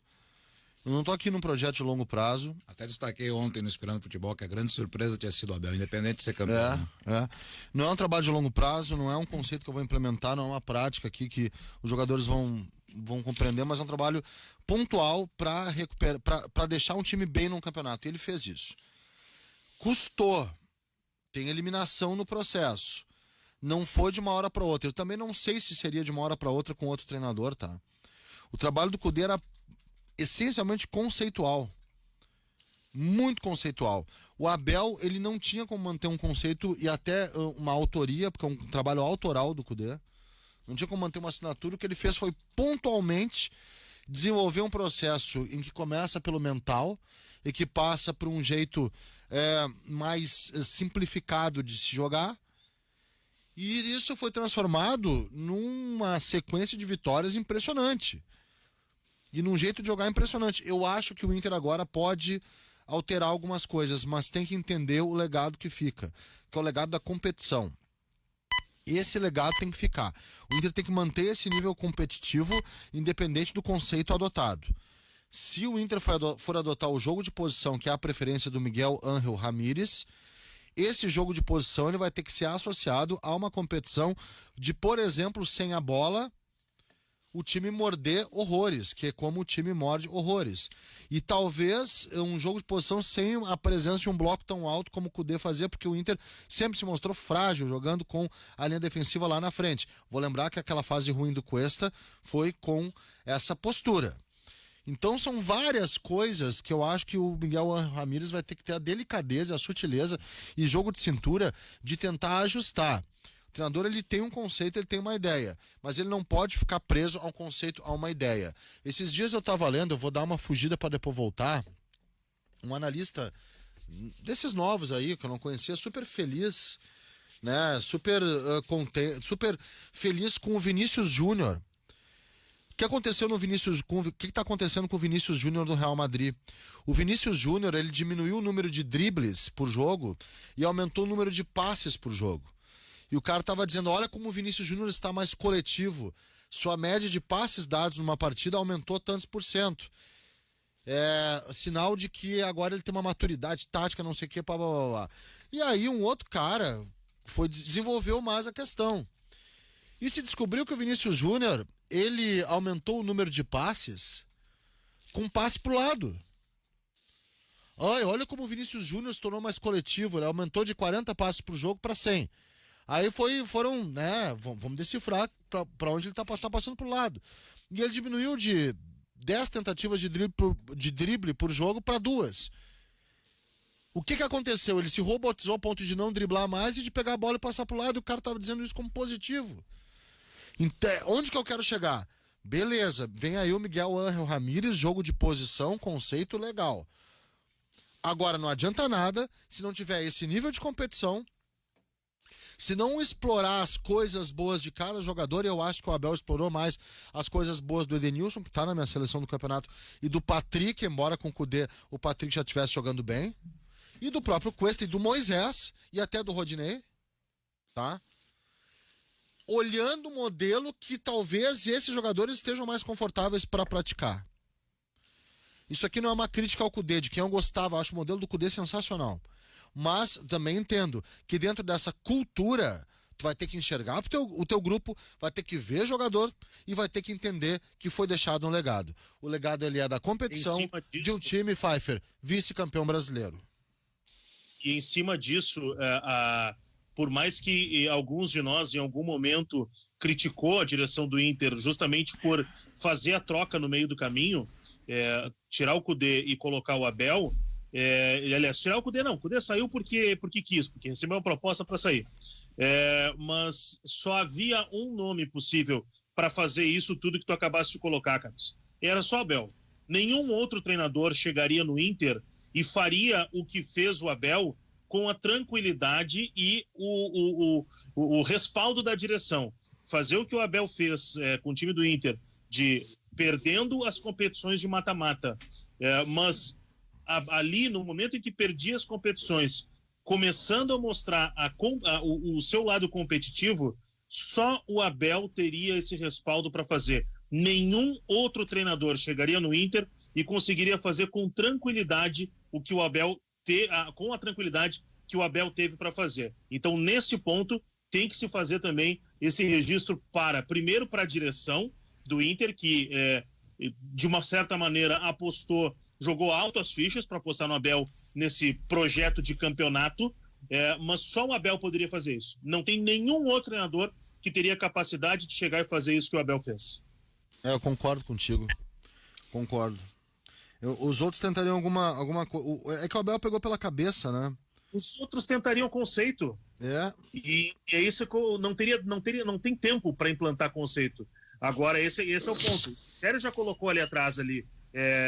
Qual é que vai ser o respaldo e a paciência e a tentativa de entendimento do trabalho do Miguel Ángel Ramírez? Qual vai ser o tempo que ele vai ter para botar o seu conceito? Ele vai botar conceito, mas e que tempo ele vai ter para fazer isso? É isso que a diferença do Ramírez agora pro Kudê, quer dizer, na verdade nem é uma diferença, porque o Ramírez não vai ter tempo e o Kudê, na verdade, também não teve, né? Porque o Kudê já largou com jogos de pré-libertadores que eram decisivos. Ele saiu super bem naqueles jogos. Eu tenho um pé atrás com isso, de fato, uma ressalva, eu diria. Não é nem com a imprensa não entender. Eu acho que é com a imprensa não querer entender. E com os torcedores não quererem entender também. Aqueles que vão descer a lenha no Miguel Ángel Ramírez sem tentar entender o que ele propõe, são os mesmos que desceram a lenha no Kudê e ficavam calados cada vez que ele ganhava. Ele ganhava muito mais do que perdia. Pelo fato, daqui a pouco, de ele não ser daqui, de não ser o cara conhecido, de não ser um cara conhecido, no caso do Brasil, embora tivesse feito trabalhos muito bons fora. Eu acho que a questão sempre para quem analisa futebol, entender o que está sendo feito, tá? A gente vai ter na próxima temporada no Brasil, de novo, alguns técnicos estrangeiros chegando. O Crespo no São Paulo, o Miguel Ángel Ramírez no Inter, o Ariel Holan no Santos. Só que ao contrário de outros anos, e o ano passado também foi assim, com o Gesualdo no Santos, com o ano anterior, o Jesus chegou em meia temporada, mas teve tempo de trabalhar na Copa América e tal, o próprio Cudê no Inter. Ao contrário dos outros anos em que eles tinham uma pré-temporada e depois fariam, né, o seu conhecimento ideal, esse ano não vai ter isso. A ressalva que eu faço, ou até diferente, o pé atrás que eu tenho, é que a gente vive numa cultura resultadista, uma cultura que é imediatista, onde as pessoas têm orgulho da sua ignorância. Parece que é bonito não ter estudo, parece que é legal não querer se atualizar. No futebol brasileiro é assim, no jornalismo esportivo muitas vezes é assim, lamentavelmente. Então, esses técnicos de fora, que não têm a mesma compreensão da realidade daqui por serem estrangeiros, sem tempo para trabalhar, eu acho que daqui a pouco eles são nomes bons chegando para acrescentar no Brasil, mas numa hora ruim.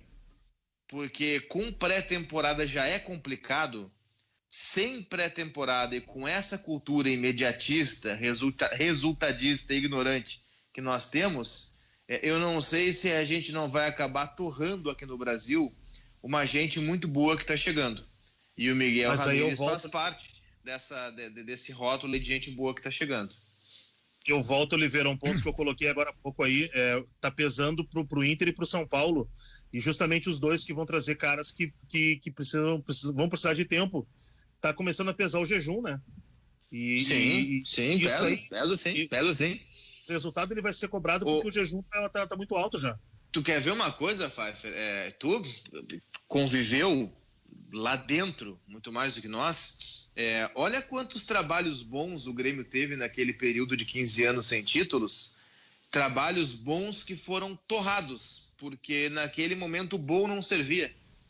O jejum era tão grande, e 2 anos, e 5 anos, e 7 anos, e 8 anos, e 10, e 12, 13, 14, 15 anos sem ganhar nada importante. O jejum era tão grande que trabalhos bons que não eram concretizados com faixa no peito e taça no armário foram descartados. O Grêmio teve alguns trabalhos bons naquele período ali que foram colocados na lata do lixo, porque não teve conquista relevante. Talvez o próprio Inter, o Inter também teve trabalhos bons, tá? Eu tenho muita ressalva e acho que faltou ousadia muitas vezes ao Odair no Inter, mas acho que o trabalho do Odair no Inter foi um trabalho ok, não foi desprezível.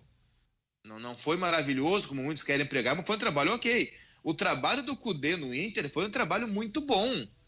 O trabalho do Abel no Inter, e sim, eu não acreditava que ele fosse fazer o que fez, e o início realmente foi muito ruim, mas acho que o saldo foi extremamente positivo.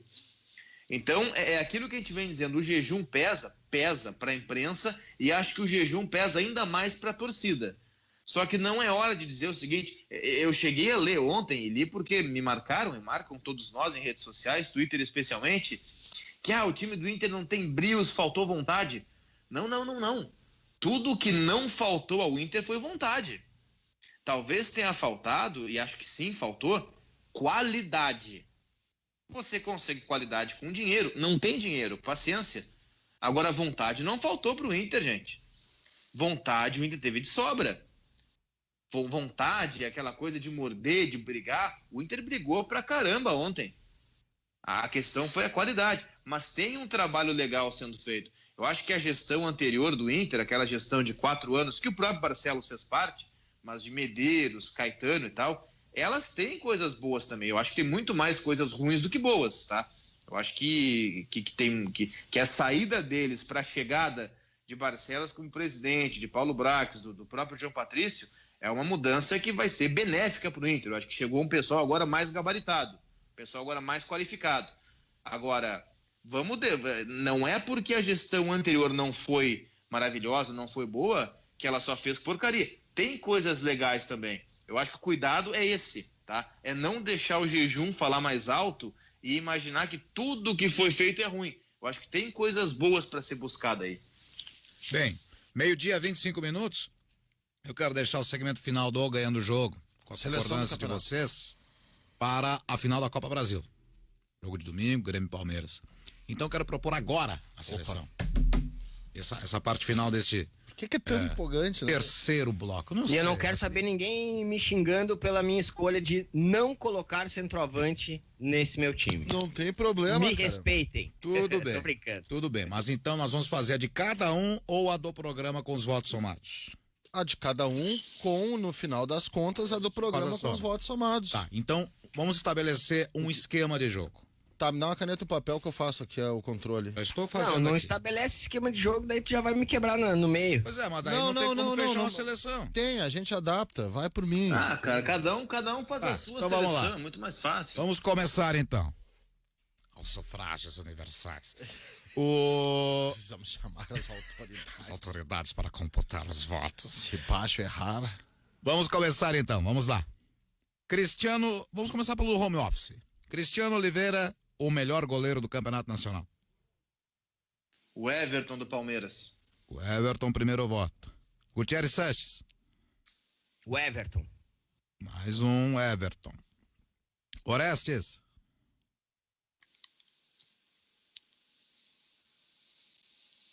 Pfeiffer. O Everton. Mais um voto. Orestes agora em condições, Orestes? O Everton. Então, o Everton. Guimarães. O Everton. Unanimidade. O Everton, então, portanto, é o melhor goleiro. Ok. Lateral direito. Oliveira. Guga do Atlético Mineiro. Guga. Primeiro voto. Gutierrez. Guga. 2 votos. Pfeiffer. Fagner. Fagner, 1 voto. Aqui. Orestes. Fagner. 2 votos, Fagner. Guimarães. Calegari do Fluminense. Calegari, do Fluminense. 1 voto. Magno. Guga, Atlético. Zagueiro. Oliveira. Dupla de zaga, melhor. Né? Pode ser dupla? Então dupla de zaga. Oliveira, teus 2 Pra zagueiros. acelerar. Gustavo Gomes do Palmeiras e Júnior Alonso do Atlético Mineiro. Gustavo Gomes. Júnior Alonso. Guti. Gomes e Cuesta. Gomes e Cuesta. Pfeiffer. Gustavo Gomes e Júnior Alonso. Júnior Alonso e Gustavo Gomes.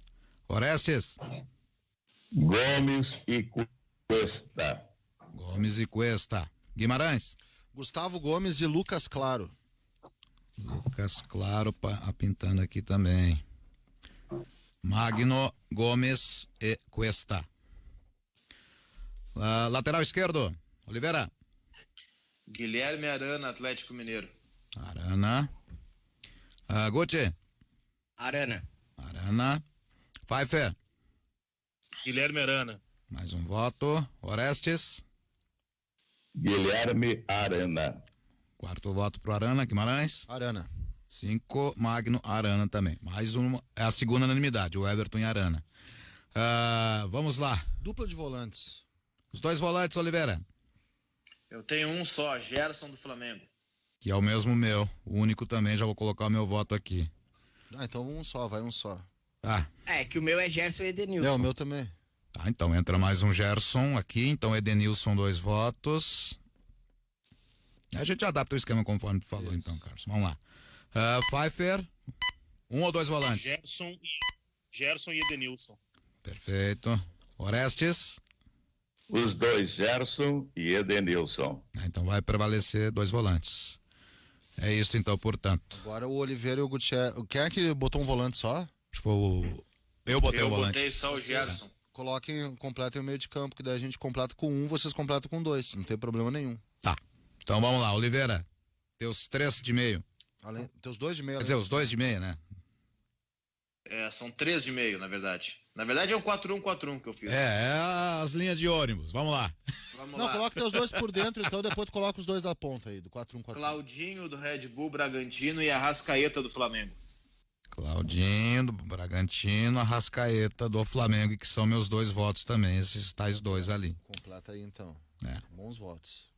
Porque eu botei 3 atacantes. Agora tu faz o meia central Aí, dos outros. Eu coloco também o Claudinho e a Arrascaeta. A diferença é que o Cristiano deixa um volante, eu tiro o meu centroavante para colocar 2 volantes. Tá. Só isso, mas Claudinho e Arrascaeta também. Tá. Perfeito. Pfeiffer?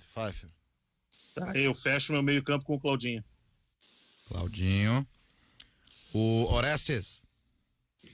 Eu vou com o Claudinho, essa figura que joga muita bola.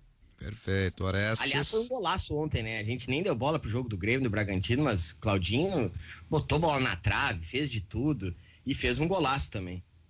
Bem, agora então vamos lá, 3 ou 2 atacantes. Não, faltou eu, cara. Guimarães, perfeito. Claudinho. Perfeito. Eu vou botar 2 ponteiros e um centroavante. Tá. Então vamos lá, agora os jogadores de frente. Dependendo aí da formação e como vai ser. Vamos lá. Cristiano Oliveira. Pode Pela dar todos direita. os nomes daí, né? Pode dar os 3. Dá os 3. Cada um dá do seu esquema e a gente vai formatando aqui. A mim sobrou 2, eu já dou os 2 depois. Perfeito. Pela direita, Marinho dos Santos. Pela esquerda, Patrick do Inter.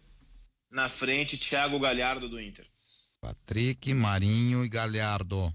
São os jogadores do Oliveira. Gauthier. Eu vai ser tipo um 4-2-4 com uma necessidade muito grande do Claudinho e do Arrascaeta aí à frente, porque é o Patrick de um lado e o Marinho do outro, e assim eu encerro meu time. Tá. Perfeito. Patrick, Marinho, mais um voto. O Orestes tem 3 da frente. E o Pfeiffer também. O Pfeiffer. Azar é do técnico que vai escalar. Azar é dele, não quero nem saber. Mas eu quero que ele bote na minha frente aí Marinho, Patrick e Bruno Henrique. Como é que vai botar? Azar é do treinador. Tá bom. Orestinho.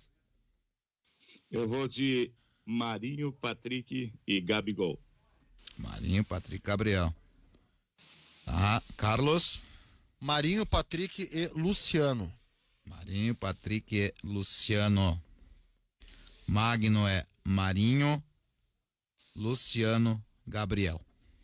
Como é que fechou isso aí, velho? Vamos lá. Tem ainda técnico. O treineiro. Técnico, já vota técnico, jogador e revelação. E árbitro. Não, árbitro não vamos votar. Eu não vou fazer isso. Eu não vou. Me recuso. Eu me recuso. Tá, então árbitro eu não vou colocar. Não merece. O técnico, o jogador e a revelação. Tá, então técnico. Gira o pessoal aí. Oliveira. Maurício Barbieri, Red Bull Bragantino. Barbieri, voto Oliveira. Gauthier. Abel Braga. Abel. Pfeiffer. Maurício Barbieri. Segundo voto, Barbieri. Orestes. Abel Braga. Abel. Carlos. Vai votar no Abel? Bom. Eu quero que ganhe o Abel. Então tá. Eu quero fazer a menção honrosa, tá? Tá bom. Odair Helma. Odair. E o meu voto pro Abel. O meu voto é pro Abel. Eu só fiz a menção honrosa. Tá. Tudo bem. Pra mim foi o Abel melhor. 4 então Abel e a menção pro Odair. Tudo bem. Isso. Vamos lá. Jogador do campeonato. Oliveira, esqueci de dizer o nome, perdão. Marinho dos Santos. Marinho. Um voto. Gauthier. Claudinho. Claudinho. Pfeiffer. Claudinho. Claudinho. Orestes. Claudinho. Carlos. Claudinho. E eu, Claudinho. Falou Marinho, né, Oliveira? Só pra deixar certo aqui, né? Marinho. Perfeito. O Marinho teve um voto, Claudinho, 5 votos. O que faltou agora? Acho que é isso, né? O revelação. Revelação do Nacional. Cristiano Oliveira. Claudinho, do Bragantino. Claudinho. Gauthier. Calegari. Fluminense. Pfeiffer. Gabriel Menino. Menino do Palmeiras. Orestes. Vou de novo no Claudinho. Claudinho, mais um voto. Carlos. Também no Claudinho. E eu vou fechar então com os senhores Claudinho. Revelação do Campeonato Brasileiro. Agora vamos lá então. A seleção. O Everton, goleiro do Palmeiras, que foi unanimidade. Lateral direito, Guga. A defesa vai ter Gustavo Gomes e Vitor Cuesta. E o Cuesta, lateral esquerdo também, unanimidade, o Arana. Agora o meio, como é que a gente vai fazer ali? Tem vários esquemas aqui. Escolhe os mais votados e né? enfia no time. Gerson, Claudinho, Arrascaeta. Não, Edenilson. Edenilson, Gerson, Claudinho, Edenilson. E o Arrascaeta acaba entrando. É. E o Patrick? Mas daí o Patrick tem ataque daí, Marinho né? e Patrick, aí. É Eu Gerson. tirei o centroavante de vocês. É Gerson, fica Edenilson, Gerson, Claudinho, Arrascaeta, Marinho e Patrick. Tá. É isso aí. Edenilson, Gerson, Claudinho, Arrascaeta, Claudinho e Arrasca. Marinho e Patrick. É. Tirou o centroavante mesmo, viu, Guti? Por um voto, o Arrascaeta eliminou o Luciano e o Gabigol. É. Cara, eu não vi, não vi. São todos bons. Acho até evidente. o Pedro poderia ter sido. O Vina né? não foi O Galhardo votado. foi bem num período. O Yuri foi bem. O Luciano. Mas eu não vejo, assim, um campeonato inteiro de da posição pra eu votar. São caras bons, é óbvio, né? Não tem nem o que falar. Então, Fala aí. por a revelação... Não, vamos lá então. Seleção do Campeonato Brasileiro aqui do Ganhando o Jogo. Goleiro Everton, lateral direito Guga, a defesa Gustavo Gomes e Cuesta, a lateral esquerda com Arana. O meio abre com Edenilson, Gerson, Claudinho e fecha com Arrascaeta. O ataque Marinho e Patrick. Técnico Abel Braga. Melhor jogador do campeonato Claudinho. Revelação do campeonato Claudinho. Está de bom tamanho para os senhores? Não, acho que sim. Acho que sim. Entrou gente boa aí. Eu não votei no Arrascaeta, mas é um belo campeonato dele. Merece estar na lista aí. Acho que sim. Perfeito. Acho que foi de bom tamanho. Especialmente a reta final. O que eu mais Quando estranhei foi o Flamengo, Cuesta só. o Flamengo acordou e a Arrascaeta foi o nome. O que eu mais estranhei foi o Cuesta só. Porque eu acho que o Cuesta fez o primeiro turno muito ruim. Mas vocês votaram e eu respeito o voto de vocês. Perfeito. Tá? Acho que o campeonato do Júnior Alonso foi bom, mas eu gostei muito, muito do campeonato do Lucas Claro, do Fluminense. Zagueiro discreto e muito seguro ao longo de toda a competição. Foi um zagueiro assim, ó, ele não aparece muito, mas ele foi muito seguro, zagueiro defensor mesmo. Por isso que eu acho que o meu voto foi mais pro Lucas Claro. Eu acho o Júnior Alonso bom zagueiro. Primeiro turno melhor do que o segundo. O problema, Oliveira, é que o São Paulo começou a inventar, o Júnior Alonso cai quando ele começa a inventar algumas coisas como linha de 3, zagueiro construtor, o Arana... Nossa, ele botou o Alonso de meio. Eu fiz alguns jogos do Atlético. Eu acho mas que não o é Alonso, culpa do Alonso, tá? Eu acho que ele foi atrapalhado pelo Sampaoli. Exato. Quero fazer uma menção honrosa. Várias das menções honrosas que eu queria fazer, vocês já fizeram aí. O Calegari, eu até votei, perguntado pelo Ravazoli, o Calegari estava na minha seleção. Agora eu mudei, coloquei o Guga. Poderia ser o Isla também, mas ele falhou em alguns jogos importantes, então eu acabei o tirando. Mas uma menção honrosa ninguém fez, eu queria fazer. Vina, do Ceará. Fez um campeonato brasileiro sensacional. A Luna contribuiu aqui com a nossa participação. Ela concordou comigo. O Vina fez um campeonato brasileiro muito bom. O Vina é outro que merecia menções honrosas também. Também acho. O Dourado também fez um grande campeonato. O Dourado, apesar de sim. não ter Dourado sido ele inteiro, mas fez um grande campeonato. No segundo turno. Acho que dá pra fazer várias menções, né? E até de jogadores que nos enganaram nesse campeonato. Vou dizer um que nos enganou. Ou enganou muita gente, Keno. Keno fez um campeonato ruim. Só que como ele jogou muito bem uns 4, 5 jogos em sequência, parecia, olha só o Keno. Que campeonato tá fazendo o Keno? Eu achei ruim o Keno. Outra menção honrosa que dá pra fazer, só que eu acho que ele apareceu mais nas Copas do que no campeonato. Diego Souza. Diego Souza é outro que podia ser lembrado, mas ele foi melhor nas Copas do que no campeonato. Deixa eu fazer uma menção então, tá? Não sou muito fã desse jogador e talvez me matem por eu fazer essa menção, tá? Mas eu acho que é bom lembrar o bom campeonato brasileiro que fez Léo Ortiz do Bragantino. Ele fez mas eu acho que é bem abaixo dos outros. Eu acho que ele até perdeu pro... Eu acho que ele fez um bom campeonato. Samuel Xavier do Ceará fez um bom campeonato. Lateral fechado com o Fluminense próxima temporada. E essa não presença de jogadores do Grêmio nessa seleção. Diego Souza foi o melhor jogador do Grêmio no campeonato. Pra mim, a não presença de jogadores do Grêmio é justa. Reflexo do campeonato, né? É isso aí, reflexo do campeonato que fez o Grêmio. Um campeonato, eu acho que não, um campeonato fraco. Diego Souza, melhor jogador do Grêmio no ano. Sem dúvida. Com certeza, com certeza. Sim. Agora, dá pra gente... o Magno vai chamar o intervalo, né? Porque tem muitas coisas no Grêmio, e acho que tem uma final da Copa do Brasil agora, domingo, mas tem também um balanço do que foi o Grêmio nesse brasileiro. Ontem, eu falei pro Magno, o Gutierrez, e pro Bruno, que estavam comigo na transmissão de São Paulo e Flamengo, vou sair daqui e vou pedir desculpas pro Gutierrez e pro Orestes. Por quê? Porque vocês fizeram Bragantino e Grêmio. Desculpa, porque vocês fizeram Bragantino e Grêmio.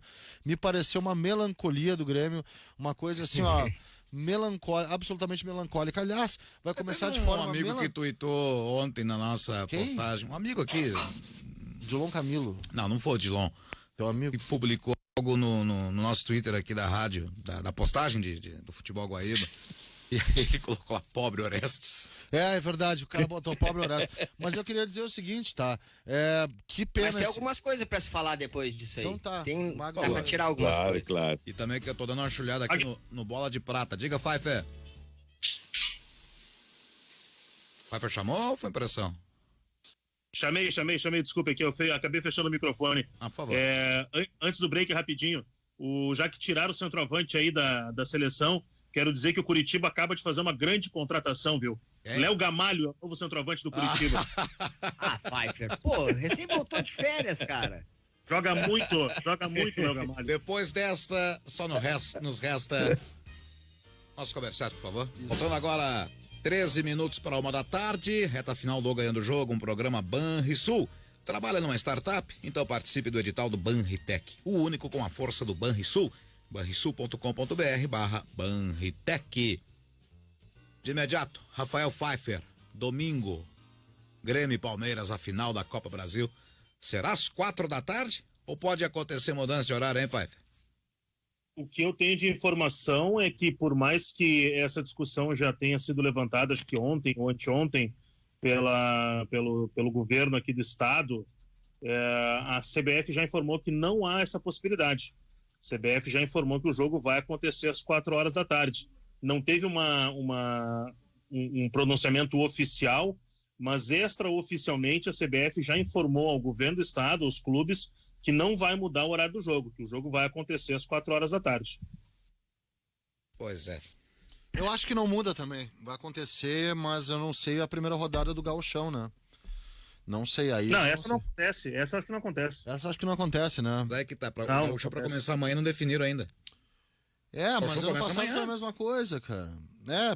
Tem 4 jogos amanhã às 4h, é verdade?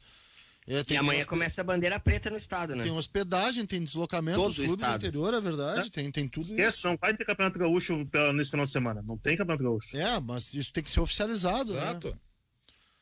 Mas a Copa do Brasil Eu não recebi sai, nada enfim. aqui que não sai nada. Eu preciso divulgar a escala, gente. Né? Tem tudo isso. Mas, enfim, a Copa do Brasil, ela sai. Eu falei da melancolia do Grêmio, tá? E confesso o seguinte, que esse Campeonato Brasileiro, o número de pontos que o Grêmio perdeu e o grupo que o Grêmio tinha à disposição, com a trajetória que o Grêmio tinha, era pro Grêmio ter feito muito mais. Muito mais. O Grêmio, ele se notabilizou no campeonato por segurar empates em jogos que poderia vencer, jogar mal jogos em que poderia jogar melhor e produzir cortinas de fumaça. Cavani, o meu time joga o melhor futebol do Brasil, eu chego, cavalo paraguai, não sei o que, produção de... A imprensa, eu vou dar os nomes e vocês vão se ver com a torcida. A gente é o único que tá na final da Copa do Brasil, e tá na final da Copa do Brasil, e tá na final da Copa do Brasil. É como eu já falei, como se pegasse todas as fichas ali da mesa e botasse na final da Copa do Brasil, sem a garantia de que... Só pra lembrar, Guimarães. O Grêmio tá na final da Copa do Brasil desde dezembro. Nada justifica o janeiro do Grêmio. E aí, quando a roleta roda, as fichas elas estão todas de um lado. E tu não tem a garantia de que tu vai ganhar. Eu acho que foi muito mal conduzido esse processo no Grêmio, tá? Muito mal conduzido. O Grêmio poderia ter feito um campeonato melhor. Tem grupo para isso, o campeonato se apresentava para isso. O Grêmio, ele fica numa situação atrás de times que tem menos potencial, e acho que o Grêmio poderia ter investido melhor no Campeonato Brasileiro. Até falando sobre ontem rapidamente sobre o jogo do Grêmio, algumas coisas interessantes. A primeira delas é que eu não entendo. Eu entendo uma queda técnica do Rodrigues. Isso eu entendo. Mas eu não entendo o Paulo Miranda ter ultrapassado o Rodrigues de novo para provavelmente ser o titular no próximo domingo. Ontem o Rodrigues foi bem na partida. E eu não entendo também por que o Ferreira é subutilizado no time do Grêmio. Eu sempre falo isso, é quase que um mantra, chega a ser chato, mas se ele não destrói a partida, se ele não marca gol, se ele não dá assistência, pelo menos ele incomoda demais a defesa adversária. E coisa que o Grêmio não tem feito é incomodar a defesa adversária. O Grêmio é um adversário padrão, fica jogando sem assustar, sem gerar muitas oportunidades, sem criar grandes oportunidades. E ontem, Wanderson, e isso tem que reconhecer o Cristiano Oliveira, ele insiste que o Wanderson é um bom lateral e eu concordo. O Wanderson tem que sim ser utilizado mais vezes. Claro, agora para uma final de Copa do Brasil chegar domingo e botar ele em campo, nem eu faria isso e entendo que não tem como. Assim como o Ferreira, também agora já foi, vai ser com o Alisson de um lado, PP do outro, e a gente sabe que essa é a ideia do Renato. Mas esses jogadores precisam ser utilizados mais e melhor a partir da temporada que vem. São jogadores que o Grêmio produziu bem. É um déjà vu isso, cara. A gente vai falando de Grêmio, os assuntos são os mesmos, não mudam. E é justamente por conta disso que está descrevendo o Gutierrez que eu quero pegar lá atrás e dizer que eu não embarco naquela narrativa de que o Grêmio não quis o Campeonato Brasileiro. Ao contrário de outros anos em que o Grêmio realmente deu de ombros, nesse ano eu achei pior. Nesse ano o Grêmio quis Campeonato Brasileiro. Nesse ano o Grêmio chegou a preservar jogadores na fase de grupos da Libertadores para ter um time mais inteiro para Campeonato Brasileiro. O Grêmio não teve, foi competência. Foi diferente. Eu acho que a narrativa de o Grêmio não quis o Brasileirão é uma narrativa ótima para o Grêmio. Ele vai dizer, não ganhei porque eu não quis. Se eu quisesse, eu teria ganho. Não, tu quis. E não teve competência para ganhar. E o que eu digo que é déjà vu é aquela coisa, esses exemplos que o Gutierrez citou, Ferreira, Rodrigues, Wanderson, o que todos eles têm em comum? Eles são jovens, preteridos por jogadores mais velhos. O Wanderson joga mais que o Vitor Ferraz. Joga mais, corre mais, cruza melhor, talvez até marque melhor, não sei, mas certamente apoia melhor e não joga. É jovem, tem esse rótulo. O Rodrigues, cara, eu não acho que o Rodrigues venha a ser a salvação do Lavoura, eu concordo que ele fez jogos muito ruins. Mas o que o Paulo Miranda fez de tão bom para tomar a posição do Rodrigues? É a tal da experiência. O Ferreira, o Ferreira só entra em furada, né? O Ferreira só é colocado quando a água está no pescoço. E aí quem é colocado para ser titular e geralmente, aliás, vou trocar o geralmente, nunca corresponde, é o Everton. Mas o Everton é o cara rodado. Cristiano, não tinha Alisson. É o cara malandro. Não tinha Alisson no outro jogo que eu e o Orestes fizemos contra o Atlético Paranaense. Jogou o Everton também. Jogou o Everton na direita. Jogou o Everton também. O que aconteceu? Teve que sair no intervalo. Então são algumas coisas assim, cara, e acho que o Grêmio mesmo assim pode ser campeão da Copa do Brasil, pode. Porque do outro lado tem Palmeiras que não vem no bom momento também. Não vem no... Aliás, como é que foi o Palmeiras ontem na rodada Perdeu 2-0 pro Atlético. Perdeu, então Palmeiras é assim, ó, eu falei de 11 jogos, então dá F5, atualiza, 12. Palmeiras tem 2 vitórias nos últimos 12 jogos. Palmeiras também não é o bicho. Patrick de Paula testou positivo para Covid, deve abrir o meio-campo contra o Grêmio com Felipe Melo e Danilo. Danilo foi muito bem na final da Libertadores, vinha numa queda e deve assumir a posição agora no lugar do Patrick de Paula. Então assim, o Palmeiras também não vem jogando bem. É um time com uma dificuldade muito grande de fazer gol. O Palmeiras não tem conseguido fazer gol. Então assim, pode o Grêmio ser campeão? Pode. Mas a bolinha que o Grêmio jogou em 2020 é uma bolinha muito curta. O Grêmio na Copa do Brasil, ele passou por Cuiabá, Juventude e São Paulo. Esses jogos contra o São Paulo foram os grandes jogos do Grêmio em mata-mata na temporada. Vai diminuir o tamanho do título se for campeão da Copa do Brasil? Não vai. O Grêmio passou porque tinha que passar. Mas só para deixar claro isso, o Grêmio não fez uma temporada até agora aceitável. e o título é importante, é relevante, entra dinheiro, é conquista, a finalidade é ser campeão. Mas mesmo que venha a ser campeão, não apaga essa série de erros que o Grêmio cometeu esse ano. Pois é, a gente vai observando, vai pensando essas situações todas. Aí eu lembro, os cascudos, Magno, deixar os guris fora. Eu lembro também dos movimentos de mercado do Grêmio, né? Queriam praticamente colocar na forca o Luciano. E aí tu olha a troca, veio o Everton pro Grêmio e foi o Luciano pro São Paulo. O resto o campeonato falou por si. Luciano que tá recebendo neste momento a bola de prata de artilheiro do Campeonato Brasileiro e de atacante. Pois é. Também, né? Mas o Luciano não pode reclamar que não recebeu chance no Grêmio. Ele recebeu e não... Não. Oportunidade, Não, ele recebeu, sim, concordo. ele recebeu, Isso, ele sim, recebeu. isso eu concordo. E até concordo também que não rendeu tanto. Mas não dava pra ter feito aquela troca, né? Se fosse ainda por mas outro aí que tá. jogador de São Paulo, mas o Everton, aí não dá. O problema foi o Everton, mas eu vou dizer o seguinte, tá? Aquilo que o Renato puxava pra ele, muitas vezes, de eu recupero o jogador e tal, o Luciano é só mais um dos exemplos dos caras que não renderam com o Renato e que foram pra mão de outros técnicos e renderam muito mais. Nós acabamos de botar aqui o Marinho na seleção do Campeonato Brasileiro. O Marinho nas mãos do Renato foi um horror. Nas mãos do Sampaoli e do Cuca, o Marinho jogou demais. Nas mãos do Renato não jogou nada. O Luciano, eu concordo, o Luciano não pode reclamar que faltou chance no Grêmio. Ele jogou de tudo no Grêmio. Ele jogou de meia, de ponta direita, de centroavante e não rendeu. Agora foi para as mãos de outro técnico e começou a jogar. Aí a gente bota a mão na consciência e começa a pensar, será que os jogadores são o problema do Grêmio? Ou será que o treinador não faz esses caras jogar? Pois então. Bem, quero agradecer por demais a presença de cada mandar um uns de abraços vocês. aqui, um abraço Eu também pro tenho abraços a mandar aqui. Pro Edgar, que é nosso ouvinte, me conseguiu umas caixas aí, e pro Eduardo também, os dois me auxiliaram aí, e são ouvintes e fizeram questão em me emprestar um material aí. Tá bom. Obrigado aos dois, Eu me um mudei abraço. durante as férias e as caixas já foram, Guimarães, pediu tarde. É tudo tão rápido na minha vida, né, Pfeiffer? Exatamente. Quando Muito vê- rápido, né, Carlos? Opa! Bem rápido. Tudo, mas é assim que sempre foi e sempre vai ser. Enfim, Tá, é assim. ó, vamos lá.